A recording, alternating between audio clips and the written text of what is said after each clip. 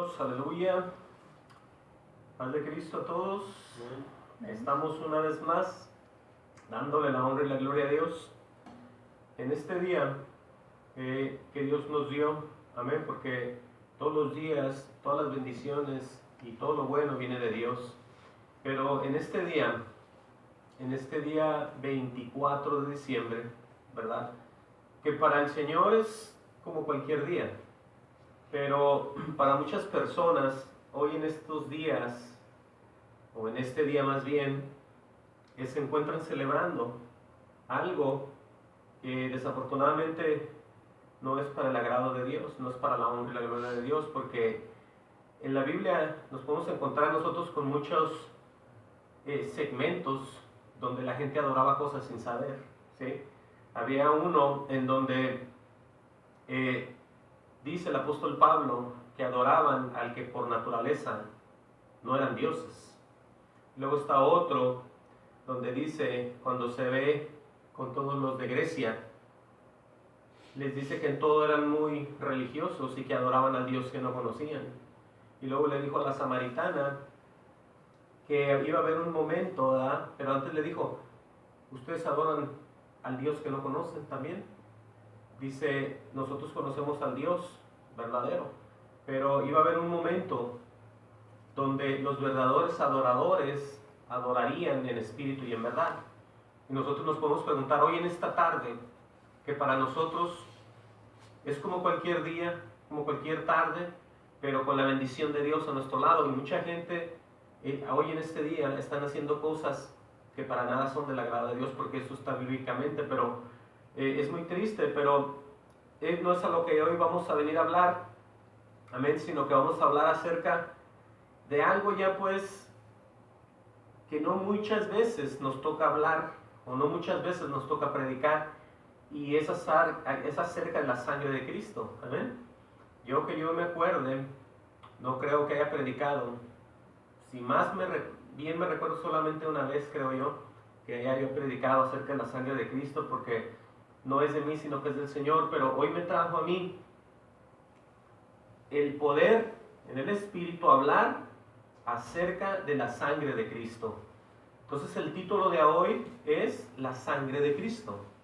Y vamos a ver, como siempre lo hemos hecho, a través de su palabra, cómo la importancia de Dios con la sangre, ¿sí? Porque nosotros tenemos humanamente y conocemos que se derrama sangre, o se murió, o en la muerte del Calvario, Cristo, Jesús, Hijo de Dios, y al lado, o por mucho tiempo, se crucificaba gente, ¿sí o no? En esos entonces se crucificaba aquel que se le iba a dar una pena muy fuerte. Entonces vamos a ver nosotros la gran diferencia de cómo no toda la sangre sirve para santificar, ni todo el que es colgado en un madero sirve para salvar. ¿Cómo está eso? Que es solamente de parte de Dios, ¿sí? Porque nosotros conocemos que mucha gente hace rituales con sangre. Entonces toda esa sangre no sirve para salvar a nadie. Es lo contrario de lo que Dios va a hacer. Acarrean juicio, acarrean maldición. Entonces la exclusividad de esto va a ser siempre lo que Dios manda, como siempre lo hemos recalcado aquí. Igual con la sangre, igual con el Hijo de Dios, igual con la muerte de Él. Por eso este estudio, abran sus corazones como siempre lo hemos dicho, para que reciban, porque va a ser algo muy hermoso y muy tremendo, porque de aquí nosotros vamos a podernos dar cuenta de por qué esa sangre tiene un efecto en los verdaderos creyentes. ¿Por qué esa sangre nos lleva hacia el lugar santísimo? ¿Por qué esa sangre nos hace la diferencia con los que no conocen a Dios? ¿Sí? Porque no todo el que se diga ser cristiano va hacia el cielo. ¿Sí? ¿Estamos entendiendo? Ahorita vamos a ver cómo a través de la Biblia todo esto tiene un gran significado, la sangre.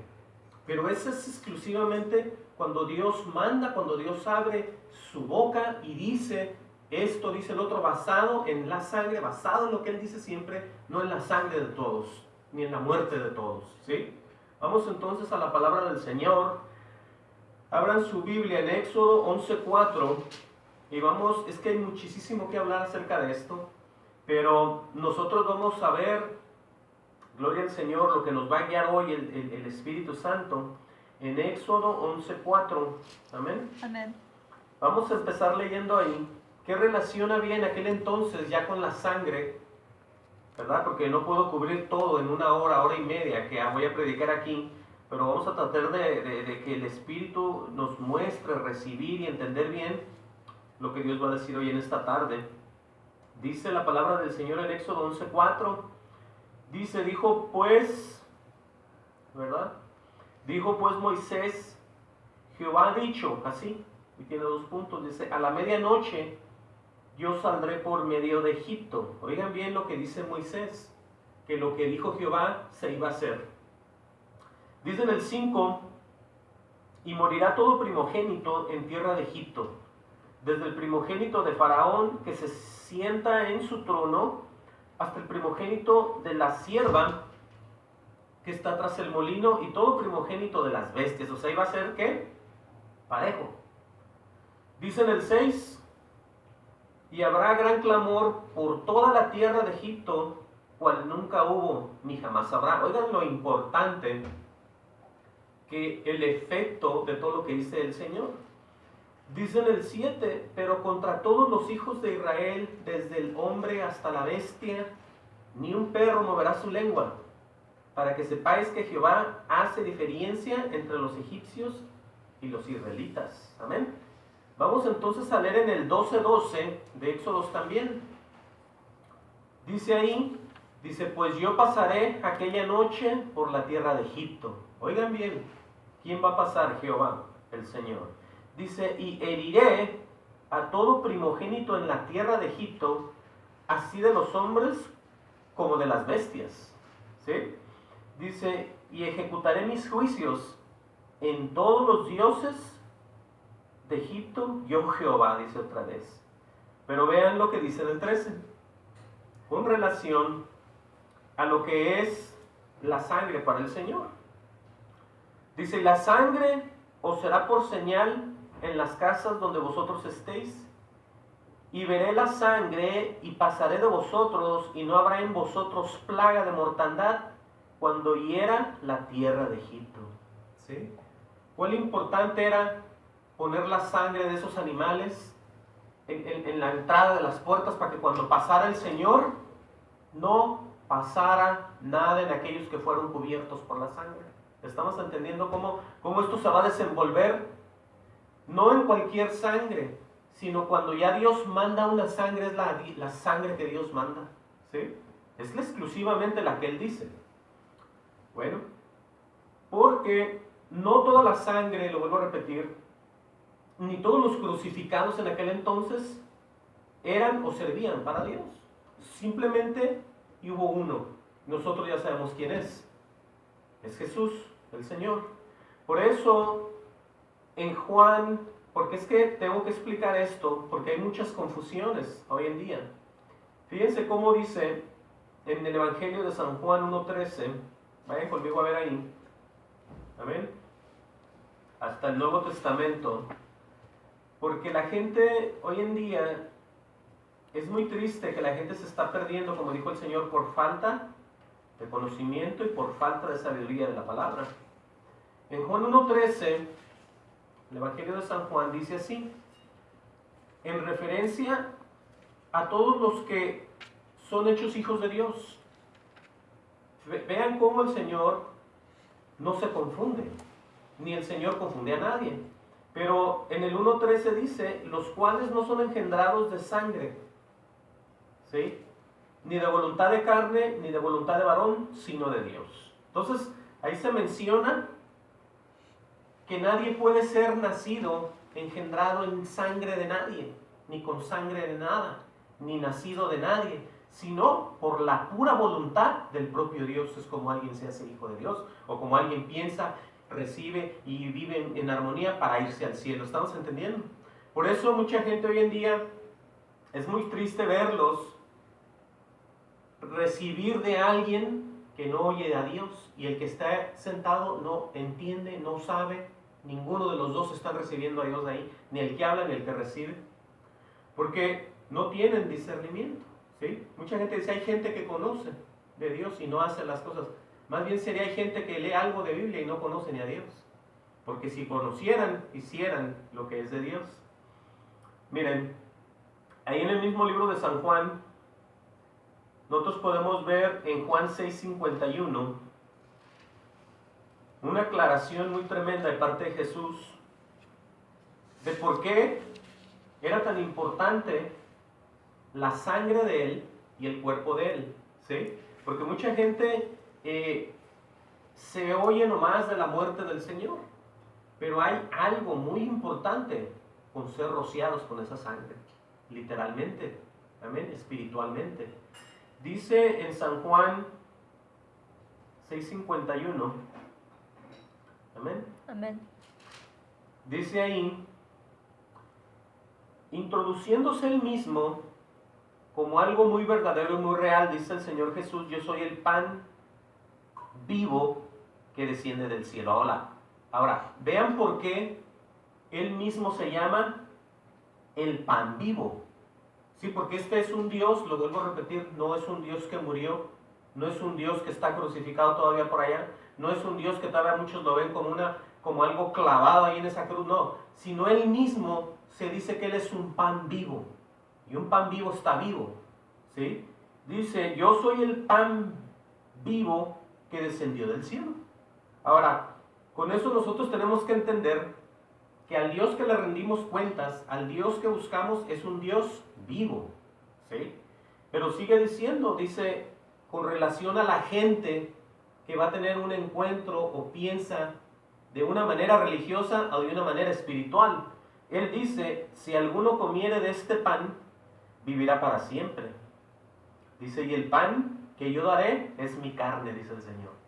Fíjense la relación que existe ya entre carne, sangre y Jesús. Dice, la cual yo daré por la vida del mundo, ¿sí o no? Y luego esto que sigue, lo podemos ver en el tiempo de antes y en el tiempo con muchas personas ahorita. La ignorancia de cuando Jesús habla, la ignorancia de cuando Dios introduce cualquier tipo de profecía. Cuando Dios habla en verdad, la gente ignora y no recibe y no entiende. Vean lo que dice el 52. Entonces los judíos contendían entre sí diciendo, ¿cómo puede este darnos a comer su carne? ¿Sí? Entonces, así como la gente se pierde de fácil en 2, 3 palabras, antes lo siguen haciendo hoy. Amén. Por eso es que la gente hoy celebra lo que celebra, dice lo que dice, hace lo que hace, porque no les importa, ellos hacen lo que les da su voluntad, no lo que dice Dios. Por eso, cuando el Señor Jesús hablaba y les decía a ellos, ustedes juzgan por afuera, y decía él, yo juzgo lo que oigo, lo que dice mi Padre, la palabra que yo oigo de mi Padre, con esa yo juzgo, ¿sí? ¿Estamos entendiendo? O sea, ¿qué quiere decir? Que cuando uno ya ve lo que dice Dios, es como uno puede y tiene la seguridad en el Espíritu de poder decir una verdad a una persona que esté equivocadamente, en las palabras del propio Dios, no en lo que tú crees, no en lo que tú ves, ¿sí? O lo que tú percibes, o lo que tú sientes, sino que por la palabra tú juzgas a los demás, porque esa es la verdad. Por eso el Señor Jesús decía, yo no juzgo, yo nomás lo que oigo decir de mi Padre, en esa palabra juzgo yo. Por eso mucha gente no entiende y se pierde. Dice en el 35, en el 53, perdón, Jesús les dijo, de cierto os digo, si no coméis la carne del Hijo del Hombre y bebéis su sangre, no tenéis vida en vosotros. Ahí está diciendo ya lo que se iba a tener con la relación con el propio Jesús. Dice en el 54, el que come mi carne y bebe mi sangre tiene vida eterna, y yo le resucitaré en el día postrero. Sí, ahí está Dios dando unas promesas muy hermosas. ¿Ustedes creen que al oír eso, uno ocupa más palabras para ser convencido por Él? Y decir, ¿qué más nos vas a dar? ¿Cómo vamos a ir al cielo? Si Él es la verdad, Él es el amante de la verdad, Él es el verdadero Dios. Por eso dice, el que come mi carne y bebe mi sangre tiene vida eterna, y yo le resucitaré en el día postrero. Amén a eso. Dice en el 55, porque mi carne es verdadera comida y mi sangre es verdadera bebida. Entonces, uno es lleno de comida y de bebida, pero de Dios. Por eso dice, yo soy el pan, ¿verdad? Como decía, yo soy el pan vivo que desciende del cielo. Porque los demás tienen dioses muertos. Los demás tienen figuras, tienen esto, tienen lo otro, tienen ideas, tienen teorías, tienen hasta sus teólogos que les ayudan a entender todavía más y los pierden más. Tienen un montón de cosas y Dios se pone y dice, yo soy el pan vivo. Y se acabó. ¿Sí? Fíjense cómo sigue diciendo en el 56. Dice, el que come mi carne y bebe mi sangre, en mí permanece. Sí, ahí está la gran verdad. Como muchas que dicen una tras de otra, tras de otra, tras de otra, para poder entender y recibir y no ser extraviados en ninguna doctrina. Por eso dice, el que come mi carne y bebe mi sangre, en mí permanece. O sea que si tú te sometes, estás en obediencia a lo que Dios te habla, a lo que tú lees, a lo que tú te sometes, vas a permanecer siempre en la verdad. Nunca vas a ser extraviado. Por eso esta sangre de la que vamos a ir viendo es muy importante para el verdadero creyente y excluye y pone a un lado a todos aquellos que no han sido rociados por la sangre del Cordero. Todos aquellos que piensan que son cristianos, todos aquellos que piensan religiosamente, todos aquellos que piensan que están bien con Dios, no lo están todavía, porque no hacen absolutamente nada, ni similar a lo que estamos leyendo. No permanecen en el Señor nunca ellos, nunca. ¿Por qué? Porque hacen tradición. Según ellos vienen a los pies del Señor, pero vuelven a ser como lo que eran antes, sin conocer a Dios, y se llenan otra vez de tradiciones, guardando los días, guardando las fechas, guardando los meses y guardando hasta comidas también. Bueno, fíjense cómo sigue diciendo, Dice, estas son promesas de Dios para todo aquel que quiera seguir al Señor y vivir con Él algún día en el cielo. Dice en el 56, dice, el que come mi carne y bebe mi sangre, en mí permanece, decíamos, y yo en Él. Vean la promesa de no estar perdido. Él va a estar contigo, porque tú y Él se han unido en uno, como Él se unió con el Padre en uno. Todo eso es para nosotros. Dice el 57, como me envió el Padre viviente, otra vez lo menciona, y yo vivo por el Padre, asimismo el que me come, Él también vivirá por mí. ¿Sí? Ahí estamos ya teniendo una verdadera comunión con Dios. Dice el 58, aleluya, dice, este es el pan que descendió del cielo. No como vuestros padres comieron el maná y murieron. El que come de este pan vivirá eternamente, dice el Señor. Amén. Vamos a ver qué dice. Ahí podemos ver una comunión. La comunión verdadera que existe entre un creyente y Dios. No la religión, no la tradición de nadie, ni como se están haciendo ahorita los mentados cristianos, que se están llenando de un montón de cosas raras que no sé de dónde las sacan. Pero la comunión con Dios la han dejado, porque si la dejaran permanecieran en Él y Dios permaneciera en ellos y estuvieran todos en la verdad. Pero cada quien se va para donde quiere, cada quien se jala para donde se quiere ir. Y no están en el mismo sentir, por eso la Biblia dice que sintamos lo mismo, pero no lo sentimos, ¿verdad? Porque no todos creen esta palabra de poder. Todos ignoran, la gran mayoría ignoran lo que está escrito. Amén. ¿Qué dice 1 Corintios 10:16? Vamos hasta allá, a la 1 Corintios, amén, 10:16. Y vamos a ver ahí otro aspecto también muy tremendo y poderoso acerca de lo que estamos leyendo. Ahí dice, fíjense bien, la copa de bendición que bendecimos, dice el apóstol Pablo, ¿no es la comunión de la sangre de Cristo? ¿Sí? Y luego dice, el pan que partimos, ¿no es la comunión del cuerpo de Cristo? ¿Sí? O sea que ellos, no estamos hablando de la Santa Cena que todos hacen, estamos hablando de lo que se recibe, el verdadero alimento y la verdadera bebida, que es oír siempre a Dios. Porque de otra manera, si tú escuchas espíritus, lo que decíamos la semana pasada, espíritus de demonios, espíritus, porque hay infinidad de espíritus.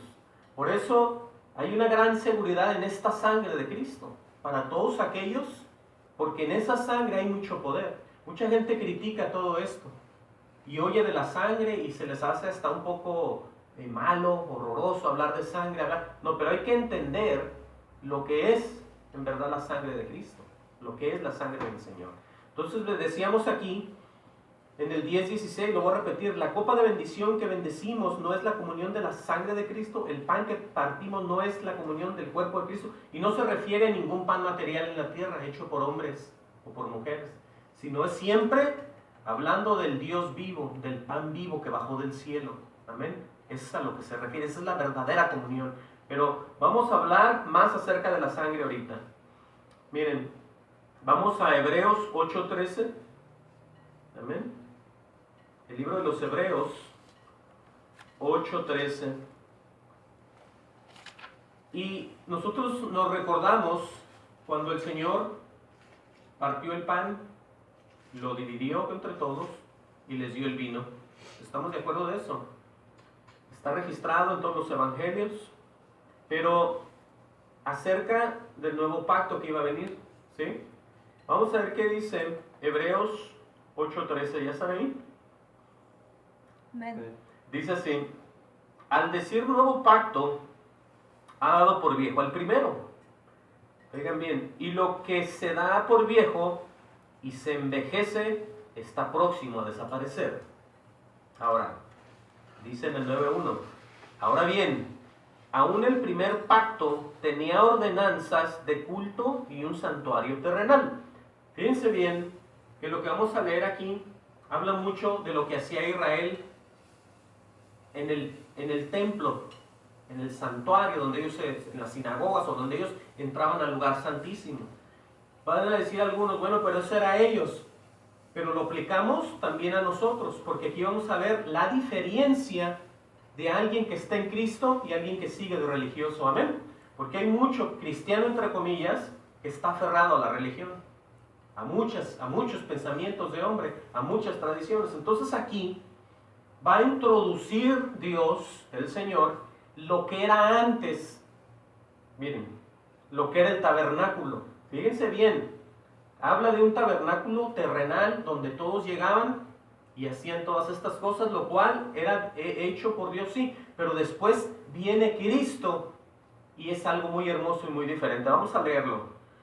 En Hebreos 9:2 dice, aleluya. Bueno, en el 1 dice, ahora bien, aún el primer pacto tenía ordenanzas de culto y santuario, ¿qué? Terrenal. ¿Estamos entendiendo? Estamos apegados o estaban apegados allá a las cosas terrenales, como hoy en día está la gente queriendo estar terrenalmente sirviendo a Dios, pero no pueden, que tienen que despegarse y ver las cosas espirituales. Dice en el 2, porque el tabernáculo estaba dispuesto así. Aquí vamos a ver una descripción de cómo estaba este tabernáculo, nada más para poder entender mejor. Dice así, porque el tabernáculo estaba dispuesto así. En la primera parte dice, llamada el lugar santo, estaba el candelebro, la mesa de los panes de la propiciación. Tras el segundo velo estaba la parte del tabernáculo llamada el lugar santísimo. ¿Sí? Esas son las descripciones del tabernáculo de aquel entonces. El cual tenía un incensario de oro, dice, y el arca del pacto cubierta de oro por todas partes. Dice, en la que estaba una urna de oro que contenía el maná, la vara de Aarón que reverdeció y las tablas del pacto. Todo eso estaba ahí. Sigue diciendo en el 5, y sobre ella los querubines de gloria que cubrían el propiciatorio, de las cuales cosas no se puede ahora hablar en detalle. Fíjense bien cómo hay misterios todavía que no han sido revelados hasta el tiempo del Señor. ¿Estamos entendiendo? Por eso mucha gente se desespera, mucha gente se pierde, mucha gente quiere buscar en libros qué quiere decir esto, qué quiere decirlo, y muchas veces no hay una explicación. La Biblia simplemente lo dice, no se puede ahora hablar en detalle de eso ahí. Pero sigue diciendo, y así dispuestas estas cosas, o sea, como estaban ya establecidas, en la primera parte del tabernáculo entran los sacerdotes continuamente para cumplir los oficios del culto. Eso es lo que pasaba, entraban los sacerdotes, pero en la segunda parte solo el sumo sacerdote una vez al año no sin sangre, dice así, la cual ofrece por sí mismo y por los pecados de la ignorancia del pueblo. O sea, estamos entendiendo el proceso de estar limpiando pecados a través de animales y sacerdotes, ¿verdad? Que continuamente tenían que ellos mismos pedir perdón, y con una sangre ellos se limpiaban y limpiaban al pueblo cada año. ¿Estamos entendiendo? Así era antes, pero ahora siempre sangre. Bueno, dice en el 8, dando el Espíritu Santo a entender con esto que aún no se había manifestado el camino al lugar santísimo. Escuchen bien, todavía no se había manifestado lo que los verdaderos creyentes iban a recibir. ¿Era qué? Un camino hacia el lugar santísimo. Por eso aquí ya vamos nosotros dividiéndonos de los que hemos creído y de los que no saben ni a quién están adorando, ni a quién están sirviendo, ni por qué hacen lo que ellos hacen. Porque para nosotros, oigan bien cómo se está desenvolviendo esto. En el 8 dice, dando el Espíritu Santo a entender con esto que aún no se había manifestado en el camino al lugar santísimo, entre tanto que la primera parte del tabernáculo estuviese en pie. O sea que todo lo que estaba iba a permanecer hasta el tiempo que viniera Jesús. Fíjense cómo sigue diciendo en el 9, lo cual es símbolo para el tiempo presente, según el cual se presentan ofrendas y sacrificios que no pueden hacer perfecto en cuanto a la conciencia al que practique ese culto. ¿Sí? Ya no tiene nada que ver allá. Dice en el 10, ya que consiste solo de comidas y bebidas de diversas abluciones, de ordenanzas acerca de la carne, impuestos hasta el tiempo de reformar las cosas. Pero vean lo que dice en el 11. Entrando ya, gloria sea el Señor, a ver lo que es las cosas del Señor Jesús. Dice en el 11, pero estando ya presente Cristo, ¿sí? Fíjense el impacto aquí ya. Sumo sacerdote de los bienes venideros, por el más amplio y perfecto tabernáculo. Vean cómo está este tabernáculo, no hecho de manos, es decir, no de esta creación. Con eso queda eliminado terrenalmente todo lo que la gente pone sus ojos en los templos y dice el templo de aquí es sagrado, el templo de nosotros yo no estoy diciendo que se vandalice o que se profane un templo donde se rinde homenaje o honor a Dios, pero no los vean los templos más grandes que al propio Cristo. ¿Sí estamos entendiendo? Porque eso es lo que están haciendo ya. Están haciendo los lugares más santos que el propio Dios. La gente está adorando más a las personas, a los utensilios. O sea, se están haciendo como antes. Y la Biblia nos dice a nosotros que este tabernáculo no hecho de manos, es decir, no de esta creación. Todo lo que ya, por eso ya se despega uno literalmente de las cosas terrenales y pone siempre su mirada en las celestiales, que son mucho mejores. Estamos entendiendo ya cómo nosotros, por estar en el verdadero, estamos ya dejando, inclusive, y poniendo nuestra mirada en Cristo Jesús. No en los templos, no en las sillas, no en lo que es, esto es del templo, esto es de la iglesia, esto es santo. Sí, eso se usa, pero alguien más grande que está ahí y se llama Jesús. Por eso tenemos que entender y no desviarnos de la idolatría, porque la idolatría es semejante, Dios la pone a la desobediencia de las personas. Una desobediencia está como, se ve similar a la idolatría, a la hechicería, cuando alguien desobedece a Dios. Así lo pone, igual. Dice en el 12, 9:12, oigan bien lo que dice aquí. Y no por sangre de machos cabríos, ni de becerros, sino por su propia sangre, ¿sí o no?, entró una vez y para siempre en el lugar santísimo. Ahora, vean bien que el hincapié, o lo que dice aquí, que Él entró no con sangre de machos o de animales o de becerros, dice ahí, sino por su propia sangre. Ahora, aquí nos vamos a detener para ir a ver, oigan bien, ahorita regresamos aquí, la verdadera iglesia de Dios. Porque muchos hoy en día, es un gran problema por donde quiera. ¿Cuál es la iglesia del Señor? ¿Quién tiene la verdad? Dicen todos. Todos los religiosos. en Israel, en la Tierra Santa, dicen ellos, por donde quiera se abren iglesias, por donde quiera se abren grupos de personas, por donde quiera se hace. Pero ¿quién es y por qué va a ser esta iglesia mejor que la otra? Vamos a ver por qué. ¿Sí? Vayan conmigo, ahorita regresamos aquí al libro de los Hechos, Hechos 20:28. Vamos a ver qué dice ahí. Ahorita regresamos a Hebreos. Busquen conmigo Hechos 20:28. Qué tremendo está esto. Miren, esto es muy hermoso porque esto saca de la ignorancia a mucha gente y los lleva a la paz del Señor, a la paz de Cristo. Dije Hechos 20:28.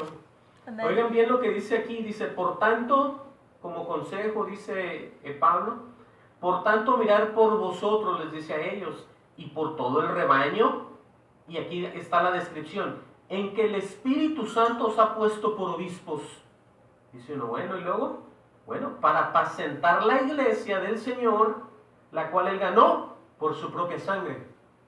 Ahora, ahí entendemos ya que todos aquellos que no son rociados, que no han entendido, que no han recibido a Jesús en el corazón, ninguna sangre, ningún apartados, ninguna iglesia, ningún camino de santidad está en sus vidas. ¿Sí? Eso es lo más triste, que no es por la religiosidad o el camino que tú crees o las ideas que tú has pensado que tú vas a irte con Dios. Es por lo que está escrito siempre. ¿Sí? Ahí es donde nosotros nos tenemos que agarrar y no soltarnos jamás. Porque, ¿cuál es pues la iglesia del Señor? ¿Sí? Aquí está escrito, está muy fácil de entender. La iglesia del Señor es la cual ganó por su propia sangre. Por todos aquellos que creyeron que Él era el Hijo de Dios y que con esa sangre nos iba a redimir. ¿Sí? Mucha gente cree que en los servicios que se hacen en sus creencias o en sus tradiciones, ellos van a ser limpios. No. Aquí el que hace la limpieza es por la sangre del Señor, no por el servicio que haces tú en tu iglesia. Por eso nadie se santifica. La expiación viene por parte de la sangre del Señor, no por lo que tú das en tu iglesia, literalmente de la mano. ¿Sí estamos entendiendo? Muchos creen que cuando están en sus servicios, en sus misas, ellos reciben expiación. No hay expiación ahí de pecados de ningún tipo. Solamente el que ha creído en el Hijo de Dios es el que viene a ser rociado, apartado a la iglesia de Dios. Eso es lo que está escrito. No hay otra iglesia. Por eso dice Pablo muy claramente, lo voy a leer todo, dice, por tanto mirar por vosotros y por todo el rebaño en que el Espíritu Santo, primeramente el Espíritu Santo, dice, os ha puesto por obispos para apacentar la iglesia del Señor, la cual Él ganó por su propia sangre, por la sangre derramada. Por eso es importante la sangre. Mucha gente dice, no, eso no, la sangre no, y eso no. ¿Cómo no? Está todo ahí. Esa sangre derramada lo dice y lo vuelve a decir muchas veces. Fíjense cómo dice, aleluya, Colosenses, amén, Colosenses 1:12. Busquen conmigo Colosenses 1:12 y ahorita regresamos al libro de Hebreos. No les quiero mostrar esto, porque esto está tremendo. Mucha gente, cómo contienden con muchas cosas que no entienden, y es muy triste contender por algo que no entiendes. Es como que estés perdido y contiendas por algo que no entiendes, o sea, estás perdiendo el tiempo. ¿Sí? Colosenses 1:12. Gloria sea el Señor. Amén. Déjame encontrarlo. Aleluya. Ahí vamos nosotros a ver cómo, amén, el efecto de la sangre en las personas a las que ya el Señor apartó para su iglesia. Porque nadie va a llegar con sorpresas allá al cielo. Todos los que ya lleguen allá al lugar santísimo, al cielo, al lugar celestial, ya van a ir en la manera que Dios los va a poner. Vamos a ver Colosenses 1:12. Fíjense, por eso es el gozo del cristiano verdadero. Por eso es la alegría, el gozo interminable de un cristiano. Fíjense bien lo que dice aquí. Dice, con gozo dando gracias al Padre, Ahora explica qué es lo que ha pasado. Que nos hizo aptos para participar de la herencia de los santos en la luz. No todos son santos ni andan en la luz. Solamente los que Dios ya apartó, lo vuelvo a repetir. Dice, el cual nos ha librado de la potestad de las tinieblas, oigan el cambio que ha habido, y traspasado al reino de su Hijo, o de su amado Hijo más bien. Y dice en el 14, en quien tenemos redención, ¿por qué? Por su sangre, el perdón de pecados. O sea, la redención máxima está en la sangre de la cruz del Calvario. No está en un servicio que se lleva y se da un pan de mentiras y se da una copa de mentiras. Ahí no hay ninguna redención. Toda esta gente, si no se arrepiente, va a terminar en el infierno. Todos aquellos que tengan por inmunda la sangre de Cristo, infierno también. Ahorita lo vamos a ver. Por eso esto que vamos a ver, quiero que vean y que reciban de que no es simplemente la muerte del Señor, de la que no, sino que por la sangre estamos viendo que literalmente somos redimidos y recibimos el perdón de pecados. Amén. Gloria sea al Señor Jesucristo. Miren cómo dice, vamos más bien de regreso al libro de Hebreos. Amén. Nos quedamos en Hebreos 9:12, hablando de que este tabernáculo, ¿verdad?, era ya diferente, ya no era hecho por manos de hombres, ya no era un templito ahí con figuras celestiales, sino que ya viene de parte del propio Dios. Amén. Ya viene algo muy espiritual, ya viene algo muy poderoso. Por eso leíamos en 9:12, dice, y no por sangre de machos cabríos, ni de becerros, sino por su propia sangre, dice la Biblia. Entró una vez y para siempre en el lugar santísimo, habiendo obtenido eterna redención. ¿Sí? Por eso ese es el canal, oigan bien, con el cual nosotros tenemos comunión con el Padre. Porque ya Cristo entró en el lugar santísimo. Y Él es el abogado nuestro. Entonces todos aquellos que no tienen a este Cristo están perdidos y nada saben. ¿Sí? Dice, gloria al Señor, en el 13, dice, porque si la sangre de los toros y de los machos cabríos y las cenizas de la becerra rociadas a los inmundos santifican para la purificación de la carne, de la carne.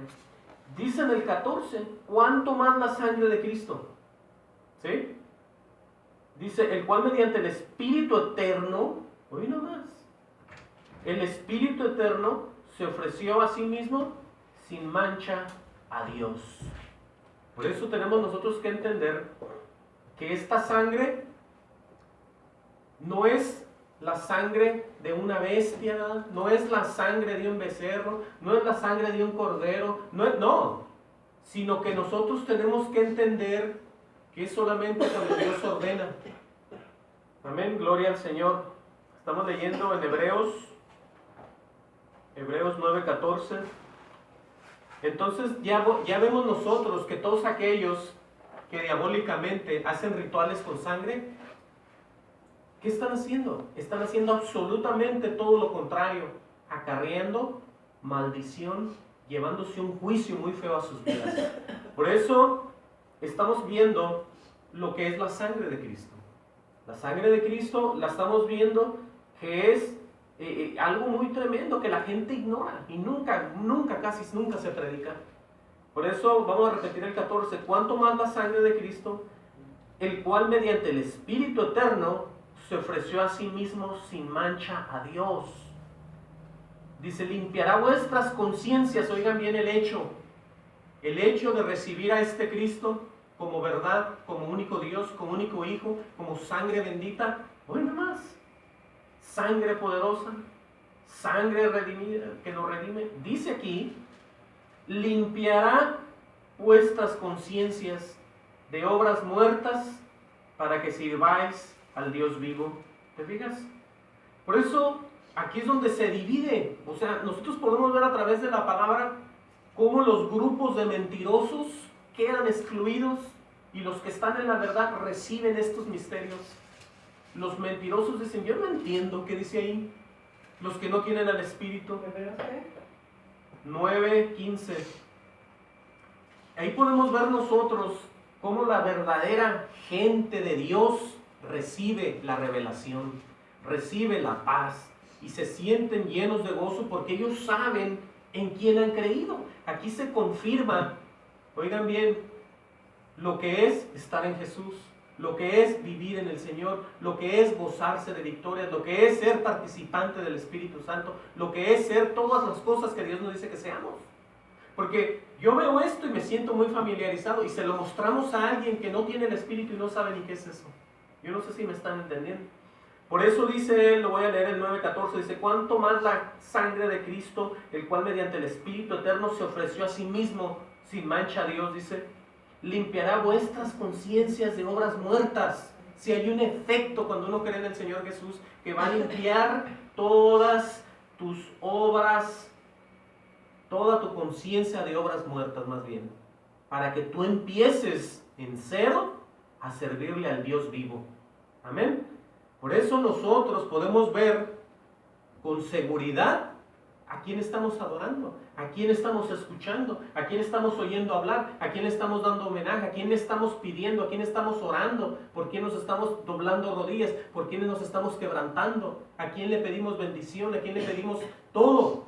Aquí está.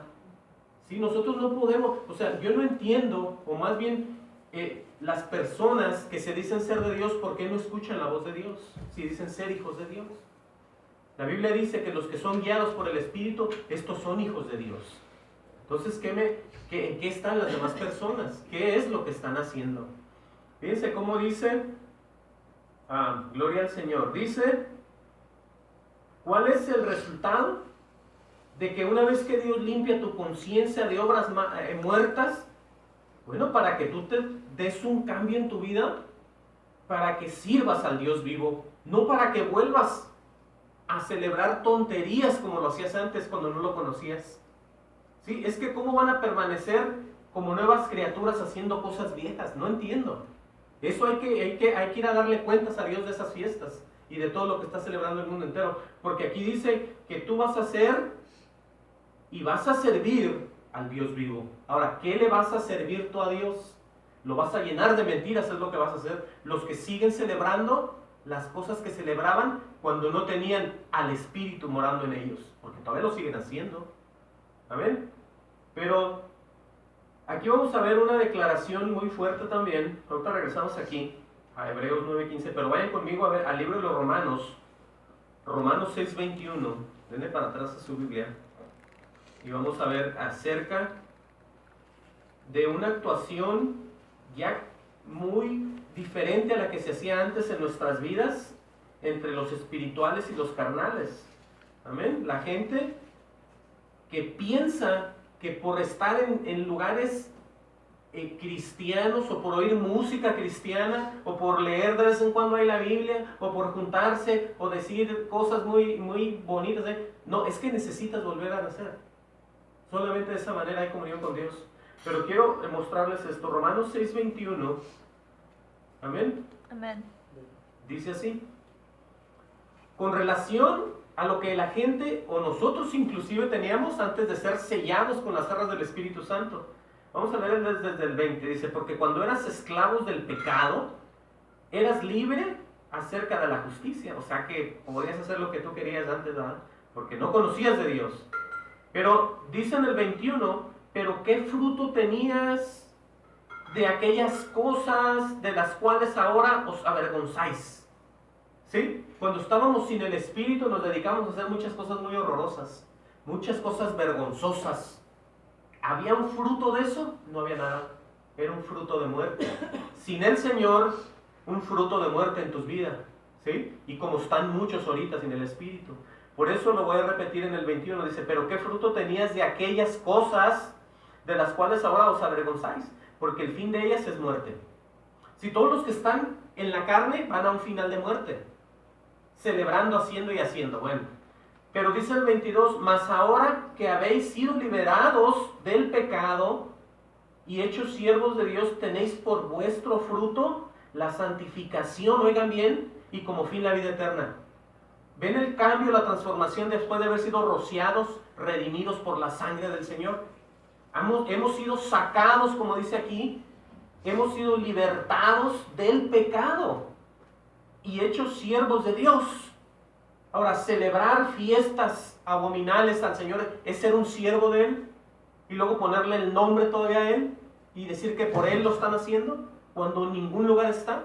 Esa es una de tantas que hay. Por eso, entendamos de una vez por todas, despeguemos los pies de la tierra y busquemos hacia arriba, busquemos siempre hacia el Espíritu, busquemos las cosas celestiales, dejen la tierra, dejen el mundo para siempre. Por eso, esto es muy fuerte. Dice, mas ahora que habéis sido libertados del pecado, oigan bien, cómo Dios en su amor, en su benignidad, en su eterno poder, ha puesto a la gente como hechos siervos del propio Dios. Y luego dice, tenéis por vuestro fruto la santificación. No les queda otra a los que se dicen ser de Dios más que santificarse. No queda más otra. No hay tiempo para atrás, sino que tenemos, obviamente estamos en un cuerpo pecador, lo reconocemos, pero el camino que nos espera es un camino hacia la santificación.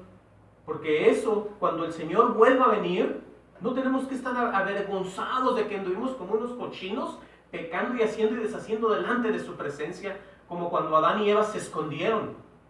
¿Por qué? Porque ya estaban muy mal ellos ahí, ya estaban en el pecado. ¿Se fijan? Entonces, vean la diferencia de los que son ya rociados, apartados por la verdadera iglesia que Él mismo se ganó a través de su sangre, el Señor Jesús. No por el que quiera ser cristiano, va hacia el cielo, el que se vista de traje, el que traiga sus faldotas, sus velos, esos no, son los